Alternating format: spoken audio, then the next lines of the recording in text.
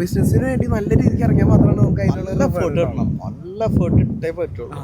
അല്ലാതെ ഇപ്പൊ നമ്മളൊരു ബിസിനസ് സ്റ്റാർട്ട് ചെയ്തു, സ്റ്റാഫിനെ വെച്ചു, അവര് ചെയ്യും എന്നുള്ള പരിപാടി ഒന്നും നോക്കി കഴിഞ്ഞാൽ അത് വേണം. ഒരു ഒരു ഒരു പൊസിഷൻ ഇപ്പൊ ഞാനും കൂടി മോടുന്ന ഒരു പൊസിഷനിലാണ് നിൽക്കുന്നത്. അതിന് മുകളിലേക്ക് ഒരു പൊസിഷനിൽ വന്നു കഴിഞ്ഞാൽ ഡെഫിനറ്റ്ലി എനിക്കും ടൈമും കാര്യങ്ങളൊക്കെ മാറ്റി വെക്കാനുള്ള ഇതുണ്ടായിരുന്നു. സ്കെയിൽ ചെയ്യാനുള്ള കാര്യങ്ങൾ ഞാനിപ്പോഴും സ്കെയിൽ ചെയ്യാനുള്ള കാര്യങ്ങളെ പറ്റിയിട്ട് തന്നെയാണ് ചിന്തിച്ചത്. 3 years ആയിരുന്നല്ലേ സ്റ്റാർട്ട് ചെയ്തത്? 4 years ആയി. ബിസിനസ് ഓണേഴ്സിന് ഒരു അഡ്വൈസ് കൊടുക്കണമെന്നുണ്ടെന്നുണ്ടെങ്കിൽ എന്തായിരിക്കും?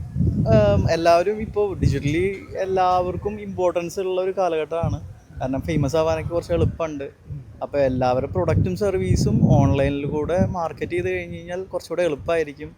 അതും അവർ തന്നെ പ്രൊമോട്ട് ചെയ്യണം. ഇതിപ്പോൾ നമ്മൾ മലയാളീസിൻ്റെ ഒരു പ്രത്യേകത എന്ന് പറഞ്ഞു കഴിഞ്ഞാൽ എന്ത് ഓൺലൈൻ മാർക്കറ്റിംഗ് പ്രൊമോഷൻസ് ഉണ്ട് വെച്ചാൽ ബാക്കിലൊരു വ്യക്തി ഉണ്ട് വെച്ചെങ്കിൽ അതിന് ഭയങ്കര ഇമ്പോർട്ടൻ്റ്. അതായത് പേഴ്സണൽ ബ്രാൻഡിങ്. ഇപ്പോൾ ഒരു കടയിൽ കയറി ചെല്ലുമ്പോൾ എനിക്ക് ആ കടയിലത്തെ ഓണറിനെ പരിചയം ഉണ്ടെന്ന് വെച്ച് കഴിഞ്ഞാൽ നമുക്ക് കുറച്ചുകൂടെ കയറി ചെല്ലാനോ അല്ലെങ്കിൽ അത് ബിസിനസ് ക്ലോസ് ചെയ്യാനുള്ള എളുപ്പമുണ്ട്.